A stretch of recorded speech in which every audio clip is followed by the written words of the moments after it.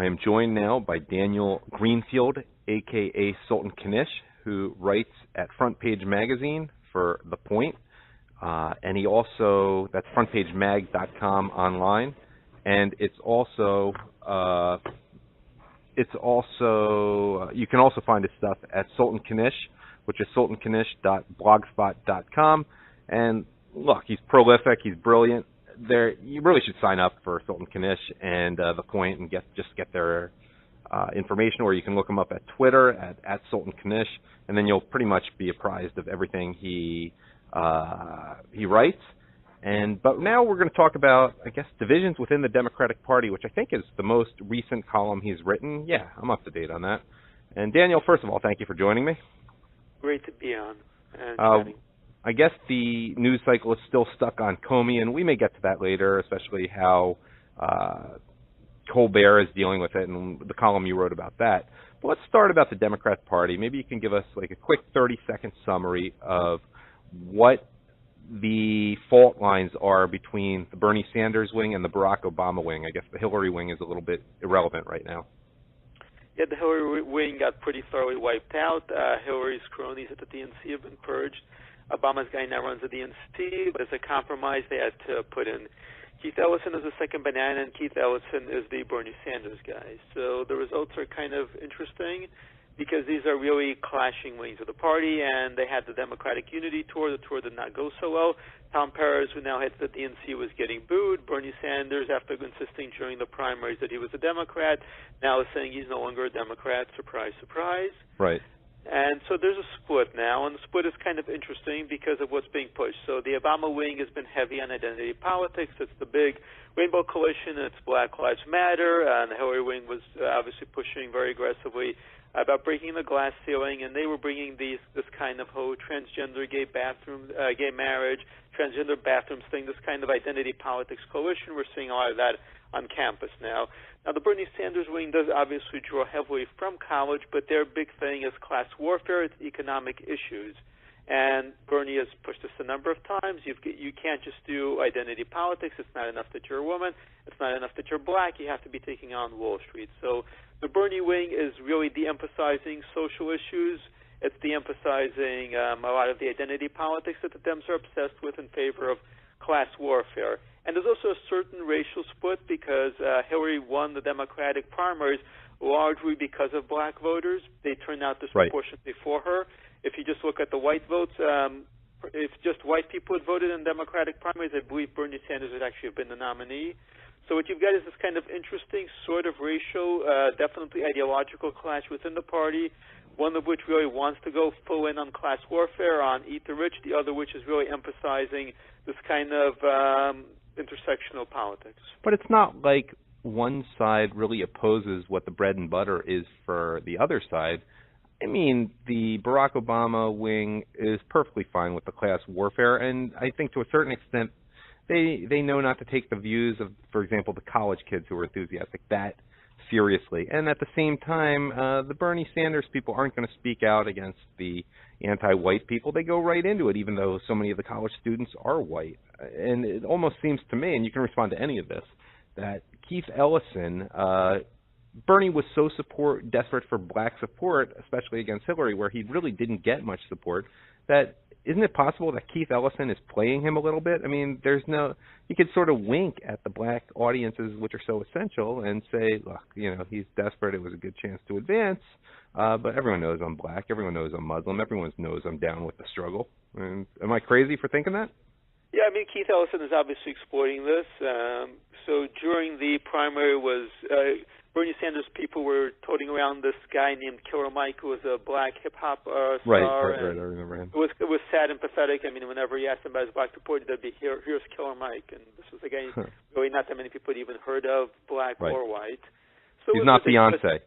Yeah, so it was ridiculous, and Keith Ellison is obviously playing this, and Bernie Sanders needs him. He's got Keith Ellison, he's got Cornel West, and both of these people are Cornel West is out of his mind at any rate. They're both anti-Semitic, they're both racist. But Bernie Sanders is pushing his own position. It's really an old left position. It's hard to say how much of his wing really agrees with it, how many of the college students understand it, but Bernie Sanders has been saying this stuff from time to time, and it's the very old left position. And it's certainly interesting that this sort of thing exists, because what we now think of as the Democratic Party of the left is really this kind of constant race baiting, these race riots, this kind of constant intersectional and identity politics stuff. And Bernie Sanders has been somewhat vocal, at any rate, in rejecting it. What is Comrade Bernie really trying to accomplish at this point? Is he getting close to retiring, or is he really seeing himself as the leader of the party for the next 5-10 years? I think Bernie Sanders is really obsessed with the idea. He is definitely egocentric, and he was very angry about the primaries. And he, again, has delusions of grandeur, but obviously he's also making money from it. We don't really have the full scope to discuss it, but the whole story of how he got into it basically comes down to Revolution Messaging, which was an Obama platform originally. Now they basically built this campaign. The people around him were making tons of money because there were absolutely no donation caps. And right. He's got a summer home now. He's living the good life. Before that, they were running all these pictures of him flying coach, and then he was flying around chartering private jets. So he's got the good life, but he's also got a political agenda. His political agenda is this kind of really old left that's been left behind for the most part. Yeah, I mean, us Jewish people know the type. Like they come around like 5 minutes before the services end, and they have communist views, but they like the free food. I mean, that's sort of the way I analogize Bernie Sanders to some extent. But you brought up Bernie Sanders and money, and I may be wrong, but didn't I see at the point you did something about his wife? And how she basically ripped off a whole institution? Or was that somewhere else I read that? Yeah. So the FBI is investigating Bernie Sanders' wife, Jane Sanders, who headed up a college, and she filed for a loan under false pretenses. The FBI is really digging into it. It cost the church over $1 million. The college itself folded. She walked away with $200,000. And, this is the sort of thing they denounce on Wall Street, but of course that they do themselves. And the FBI is really digging into this, and it does appear she was heavily involved. And really at this point, she and he might end up having to seek asylum in Cuba or Venezuela. Yeah, and I'm sure they'd live well there, too. I mean, that's usually the way it is. Look at the way Kim Jongun lives in North Korea. Before we move on, I know there are a few things you've written in the last few days that I want to get to, but I just love your ending here. I just have to read it so people hear it, and maybe their appetite is even more whetted so that they will go to the actual link. But you finish with, Obama will take money from Wall Street to fight white men. Bernie wants white men to fight Wall Street. And then your final paragraph is, both factions of the left are utterly deranged. Their ideologies are built on hatred and can only cause misery. And they are now fighting each other for control of the left, the Dems, and the country. Anything else you want to add before we move on from your most recent piece at Sultan Kanish? Yeah, I think that sums it up. It's a weird kind of clash. I don't think most of Bernie's supporters really understand that. But if you look, for example, toward Bernie's views on immigration, which once upon a time used to be a bit heretical, this is really old left stuff. Let's talk a little bit about Comey, Colbert, and Orwell, and your point there. I loved it, by the way, about East Asia versus Eurasia here, but let you explain it. Well, we're seeing this kind of flip-flopping, this split consciousness happening all across the Dem spectrum, because they went from Comey is the enemy, Comey is the reason that Trump won, to, wait, Comey is the great man who was going to save us, he was going to bring down Trump. So you had this happening with Colbert's audience, and a very ridiculous scene where he announces Trump fired Colbert, and people applaud because, of course, this is the leftist audience, and they've been trained now like Pavlovian dogs to howl for Comey's blood. But, of course, at this point, you're not supposed to do that, so he corrects them. You must be a lot of Trump supporters here. Because, of course, now he's signaling to them that only Trump supporters would actually support firing Comey. This is not something Democrats believe anymore since 5 minutes ago. And this is the whole ridiculous situation. We've been seeing this on cable news now on a regular basis.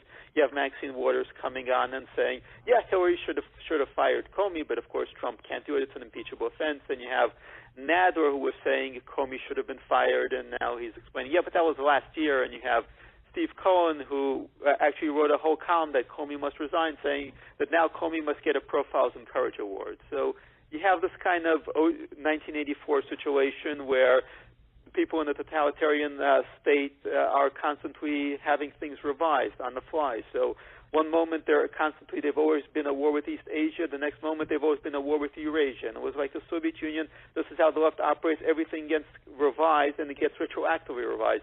So now the Democrats have always loved Comey. They've never had any issues with Comey, even though they were screaming for his head an hour ago. Yeah, and you posted at the point, Schumer, Trump should have fired Comey as soon as he took office. I guess they're going to probably move to that narrative now. Yeah, it's a ridiculous situation because they really have to insist that Trump took too long to fire Comey because otherwise they're completely schizophrenic. I think Maxine Waters is the only honest one because she's openly saying, yes, Hillary Clinton should have fired Comey, but Trump can't do it. I mean, it's a completely deranged double standard, but at least she's honest about it. The rest of the Democrats are dishonest about it. Let's talk along those lines about the deep state and how Obama has managed to get anti-Israel advisors at the National Security Council and presumably the State Department, too. That's something you wrote about. Yeah, it's a real mess down there. You have a lot of Obama holdovers there. You have people out there who are undermining President Trump's policies, and obviously they're anti-Israel. They're pushing the whole Islam is a religion of peace thing. So really needs a very clean sweep. At the State Department, the foreign policy needs a clean sweep. People like Madison, McMaster are really part of the swamp that needs to be drained. So why did Trump bring them in? Or was he threatened that he had to bring in these deep state types? I don't understand why he did it. Well, when you're dealing with McMaster, that was the whole Flynn situation. So once Flynn was forced out, they really just needed needed a replacement. They brought in McMaster. McMaster is a disaster. But it was just short notice. With Mattis, I think a lot of people were impressed by the whole, and Trump, like a lot of people, was impressed by the whole Mad Dog thing. So some star generals have this cult of personality around them. Really generals, the really top ones tend to have this kind of celebrity thing going on. They've got cults of personality. We saw this under Obama with McChrystal, who was this kind of also cult figure. But again, this is kind of like politicians. Just because they have a certain brand, a certain image, doesn't mean that amounts to anything. And Mattis has been really bad. He's tried to bring in Ann Patterson, who was really defending the Muslim Brotherhood in Egypt. He tried to bring in Michelle Flournoy, who would have been Hillary's Secretary of Defense. So that's just beyond horrible. Word is that Trump is very unhappy with McMaster. Hopefully he will replace him. That would be a good thing. But really, at this point, McMaster, the people that McMaster brought in, like Chris Bauman, whom I wrote about, and an exclusive report, really need clearings.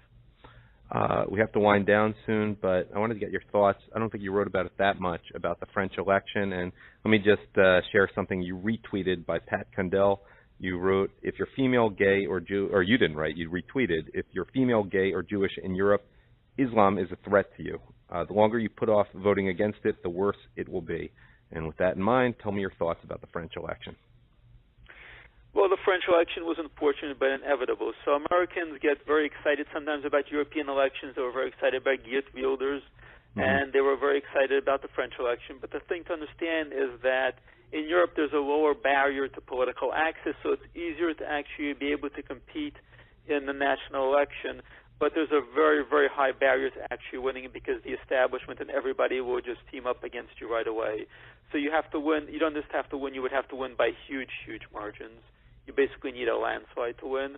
So the French election, the results were inevitable because everybody was going to instantly team up against her. So I was not expecting anything. And again, Americans should really temper their kind of excitement to this because in the United States, when you had Trump, so when Trump actually won the Republican nomination, he had a very good shot at becoming president. Right. In Europe, just being able to place doesn't really get you anything. It just means that you now have to work 20 times as hard to win a national election.